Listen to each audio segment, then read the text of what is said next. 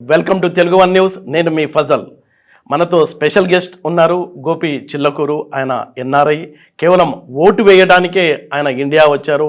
రాజకీయ విశ్లేషకులు కూడా ఆంధ్రప్రదేశ్ అలాగే తెలంగాణ రాజకీయాలపై ఆయనతో ముచ్చటిద్దాం. సార్ నమస్తే. నమస్తే సార్, అసలు ప్రజాస్వామ్యంలో ఓటు చాలా ఇంపార్టెంట్ ఉంది. చాలా ప్రచారం చేస్తుంటారు. ఊళ్ళో ఉండి కూడా చాలామంది ఓటు వేయరు. మీరు ఓటు వేయడానికే అమెరికా నుంచి వచ్చారంటే ప్రతి సంవత్సరము నేను ఒక బాధ్యతగా ఫీల్ అవుతాను. ఎవ్రీ ఎలక్షన్స్కి నేను వస్తాను. ఓకే. అదేవిధంగా ఆంధ్రాలో నా ఓటు ఉంది. తెలంగాణ ఎలక్షన్స్కి ప్రచారం కోసమనే వచ్చాను. నేను ఇట్లా ఫ్రెండ్స్ ఉంటే వాళ్ళతో పాటు ప్రచారానికైనా వచ్చాను. ఓకే. బట్ ప్రతి ఎలక్షన్స్లో నా డ్యూటీ అనుకుంటాను. ఒక 1 month ముందు రావడం, నాకు నచ్చిన పార్టీకి ప్రచారం చేయడము, లేదా నచ్చిన వ్యక్తులతో నా ఆలోచనలు పంచుకోవడం. ఓకే. అది ఖచ్చితంగా చేస్తాను. అంటే ఇప్పుడు ఈ సంవత్సరం అయితే ఇండియాలో ఎన్నికలు ఉన్నాయి, అలాగే అమెరికాలో కూడా ఎన్నికలు ఉన్నాయి. దాదాపుగా 40 దేశాల్లో ఎన్నికలు జరగబోతున్నాయి ఈ 24లో. అవును. అంటే అమెరికా ఎన్నికలు ఎప్పుడన్నా చూసారా మీరు? అక్కడ ఎలా ఉంటుందండి? అక్కడికి మనకు తేడా ఏంటి? చూశానండి. అక్కడ ఎట్లా అంటే మన ఎన్నికలన్నీ కూడా అన్ని ఎన్నికలు కూడా ఒక 3-4 దఫాల్లో అయిపోతాయండి. బట్ అమెరికా ఎన్నికలు అనేది ఒక పెద్ద process. Okay. So every state వాళ్ళు ఒక్కొక్క స్టేట్ గెలుచుకుంటూ వస్తారు. డిబేట్స్ జరుగుతాయి. ఎవరైతే డిబేట్స్లో ప్రజల్ని మెప్పించగలుగుతారో వాళ్ళ పర్సంటేజ్ ప్రకారం ఓట్లు పెరుగుతూ ఉంటాయి అన్నమాట. తర్వాత లైక్ మనకు క్రికెట్ మ్యాచ్లో లాగా సెమీఫైనల్స్ అని అట్లా లాస్ట్కి అంటే అక్కడ మెయిల్ ద్వారా ఓటేస్తారండి, లేకపోతే లైన్లో నిలబడి వేస్తారు? అంటే మామూలుగా అయితే వెళ్ళాలండి బూత్ క్యాంపస్ లాగా. అక్కడ డబ్బాల్లో వేస్తారు అంటారు కదా. మామూలుగా అయితే ఇప్పుడు అన్ని సెంటర్లో ఓట్లు ఉంటాయండి. డైరెక్ట్గా వెళ్ళి వేస్తారు. ఇప్పుడు రేపు త్వరలో జరగబోయే అమెరికా ఎన్నికల్లో తెలుగు వాళ్ళు ఎవరి తరఫున ఉన్నారనుకుంటున్నారు మీరు?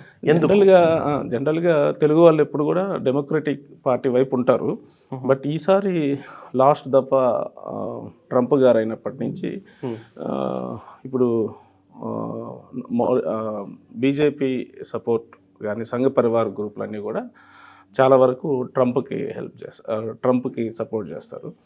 బట్ రెగ్యులర్ దీనిలో ఏంటంటే ఇప్పుడు మన ఆంధ్ర సైడ్ అంతా కూడా చాలా వరకు ఆంధ్ర తెలంగాణ వాళ్ళు ఎక్కువ డెమోక్రటిక్ పార్టీకి చేస్తుంటారు.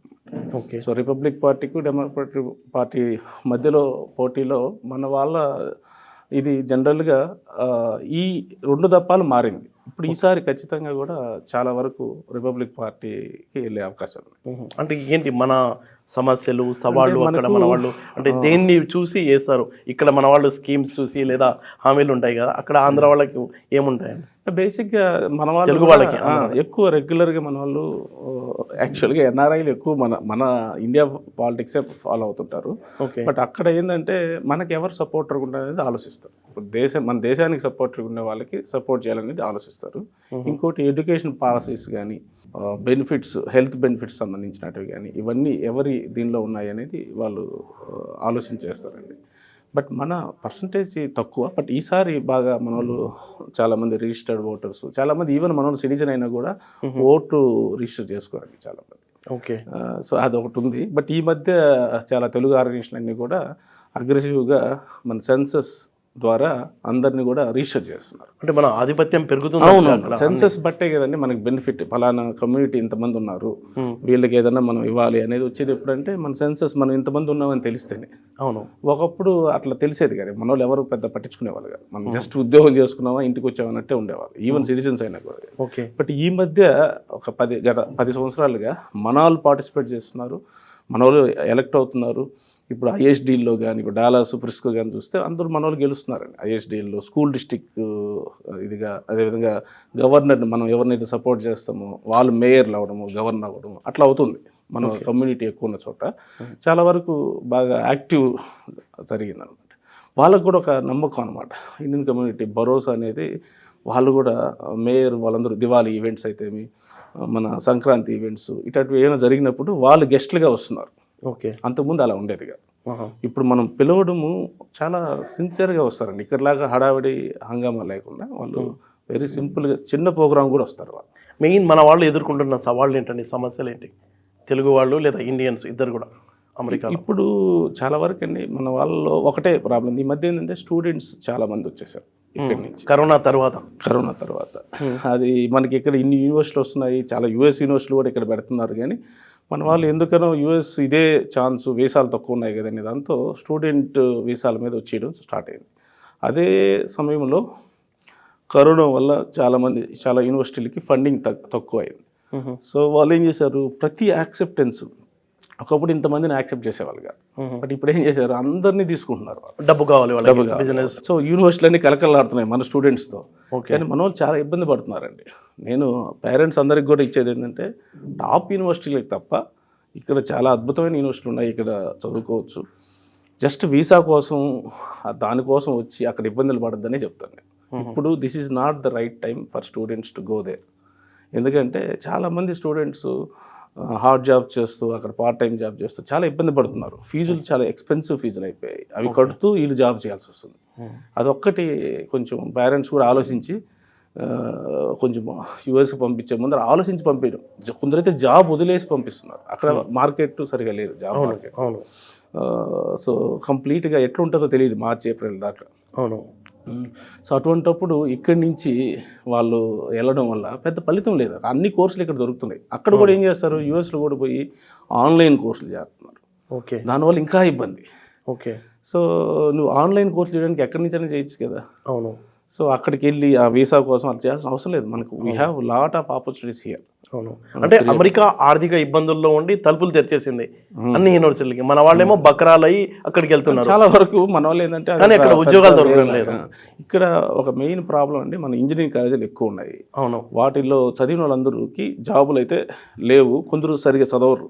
అవును. వాళ్ళందరూ ఏంటంటే పేరెంట్స్ దగ్గర నుంచి తప్పించుకోవడం కోసం మేము అమెరికాలో చదువుతానని చెప్పేస్తారు. ఫైనల్ ఇయర్ నుంచి, థర్డ్ ఇయర్ నుంచి చాలా బ్యాక్లాగ్స్ ఉంటాయి వాళ్ళకి. అసలు యూనివర్సిటీలు ఎట్లయిపోయాయంటే ఈవెన్ వాళ్ళు సర్టిఫికేట్లు కూడా వెరిఫై చేయట్లేదు, ఆటోమేటిక్గా తీసేసుకుంటున్నారు వాళ్ళని. సో అట్లా చాలామంది యూఎస్కి వెళ్ళడంలో ఇదేంటంటే వాళ్ళకి ఎయిదర్ ఇక్కడ జాబులు లేకపోవడం, సరిగ్గా చదవకపోవడం వల్ల ఈ ఎంఎస్ వెళ్తే అక్కడైతే బతికిపోవచ్చులని పేరెంట్స్ అనుకుంటున్నారు, స్టూడెంట్స్ అనుకుంటున్నారు. కానీ అది చాలా రాంగ్. అంటే డేంజర్ బెల్సేనా మన వాళ్ళకి. ఖచ్చితంగా ఈ 1-2 ఇయర్స్ మాత్రం చాలా ఇబ్బందులు పడతారు. నేను అందరికి కూడా పేరెంట్స్ కూడా రిక్వెస్ట్ చేసేది, మెయిన్లీ టాప్ యూనివర్సిటీలు ఉండి అఫోర్డబిలిటీ ఉంటేనే పంపిండి పిల్లలు. ఓకే. అప్పట్లాగా పార్ట్ టైం జాబులు చేసుకోలేరు వాళ్ళు, ఎక్కడ దొరకట్లేదు. సో చాలా మంది ఎస్పెషల్లీ అమ్మాయిలను పంపిస్తున్నారు ఇక్కడ నుంచి. వాళ్ళు ఎక్కడ జాబ్ చేసుకోగలుగుతారు, ఎక్కడంటే అక్కడ పోయి పని చేయలేరు. ఎక్కడ గవర్నమెంట్ అలౌ చేయదు పార్ట్ టైం, వీళ్ళు తెలియకుండా చేస్తారు, అదంతా ఇల్లీగల్ అవుద్ది. రేపు సడన్ గా ఒక ఫైన్ డే వాళ్ళు ఏదైనా ఒక జీవో పాస్ చేసి అందరు ఇల్లీగల్ పట్టుకోమన్నారు అనుకోండి, మనకు దొరికే జాబులు ఏంది, రెస్టారెంట్లో జాబులు, పెట్రోల్ బంక్లో జాబులు, ఇట్లాంటి తప్ప ఇది ఇబ్బంది అవుతుంది ఖచ్చితంగా. నేను అందరికి కూడా పేరెంట్స్కి రిక్వెస్ట్ చేసేది ఏంటంటే, ఈ 2 ఇయర్స్ అనేది నాట్ రైట్ ఫర్ ద. అంటే ఈ 24 కానీ 25 కానీ ఎవరిని తమ పిల్లల్ని అమెరికా పంపొద్దు అంటున్నారు. ఎందుకంటే అక్కడ చాలా దయనీయమైన పరిస్థితి ఉంది, ఎక్కడ ఉద్యోగాలు దొరకడం లేదు. అలాంటప్పుడు వెళ్ళి అక్కడ చిన్న చిన్న ఉద్యోగాలు చేయడం చాలా కష్టం అవుతుంది.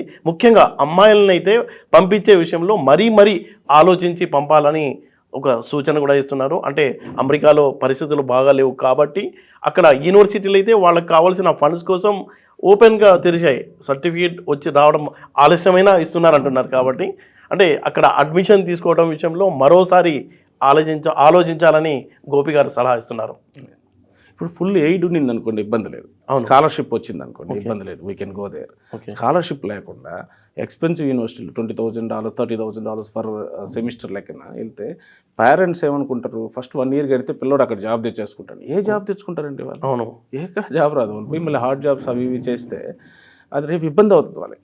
వాటిల్లో వాళ్ళ సర్వైవల్కే ఉండదు డబ్బులు. అవును, అందుకని చెప్పి ఏంటంటే మనీ సఫిషియెంట్గా ఉండి వాళ్ళకి ఇబ్బందులు లేకుండా ఉంటే చదువుకోవచ్చు. అంటే మీరు ఖచ్చితంగా చెప్తున్నారు 2 ఏళ్ల పాటు అమెరికా వెళ్ళొద్దు అంతే.